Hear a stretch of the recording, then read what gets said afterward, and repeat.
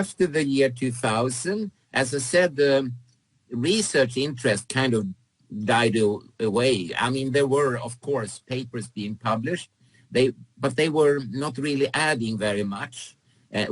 We tried, and when I say we, I should actually say the name of a fantastic student I had, Shabnam Ganji. Unfortunately, after a few years, she left me because she wanted to pursue her career as a dentist instead. But science in the world lost a fantastic person there, you know. And together with her, we published papers regarding, what should I say, like a mechanistic model based upon what we talked about before, mast cells in skin and in other organs, including the heart, the brain, and so on. And their content of primarily the molecule histamine, but also other molecules like heparin, kinase, tryptase, and so on.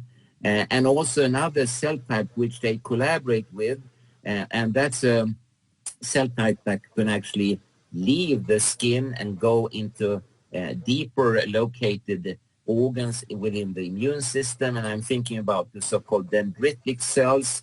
The most famous of them are called the Langerhans cells, after Paul Langerhans, who actually believed when he saw them in the skin that there were some kind of a nerve cell, local nerve cell, but they are not. They are part of the immune system, and they are actually the first, should we call it barricade, the first line of soldiers to react to alterations in the environment. And when they react, you get the classical sensations of an electrohypersensitive person, namely a flu sensation, I would call it. And they feel, you know, at unease. They can have pain in the different muscles and joints and so on. And that's very typical of these dendritic cells when they react. And of course, they're also the entry into other forms of oversensitivities and allergies, asthmas, and so on. So they really fit together, and they talk to the mast cells, and the mast cells talk to the dendritic cells.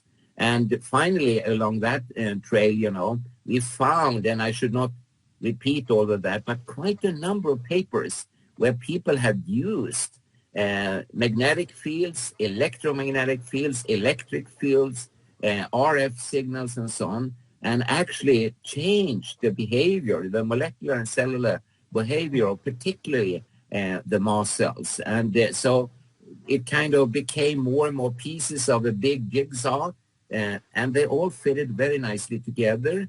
And we published one summarizing paper in a journal called Medical Hypotheses, and it was very, very well received. And I believe it was the year 2000, actually. I'm a little bit unsure, but I think it was there. I saw that article. Yeah, I can but just you know... say something. Sorry for Oh, interrupting sorry, you. yes. So just for the people out there who's wondering, maybe I have electrohypersensitivity. If I can just explain to them in layman's terms what you just said. Okay. So if you wake up feeling your whole body is aching and you have no idea what's causing it. Okay. So when you get up in the morning, everything is sore. During the day, it gets better. All right. Or you might have headaches. It might even go into migraines, or your skin might be burning, or you might have any allergic reaction. So it could be, as I say, the skin burning is most of the clients I work with battle with burning skin or burning sensations anywhere in their body. For some, it gets so bad that it feels like shocks. So it feels like little, you know, when you go to the physiotherapist and they use those frequency machines on your body, and then it feels like little shocks that goes into your muscles. That's how it physically feels. And so that is also a very common symptom. What you said, the flu-like symptoms, you know, just having mucus, swollen eyes, just feeling ill. And, you know, I would even call it's like an anaphylactic shock based on the reaction of the immune system. But it's not the pollen, it's not nickel, it's not rubber, it's nothing like that. It's the electromagnetic fields in the surrounding environment. And I think that and people need to realize it's just another toxin.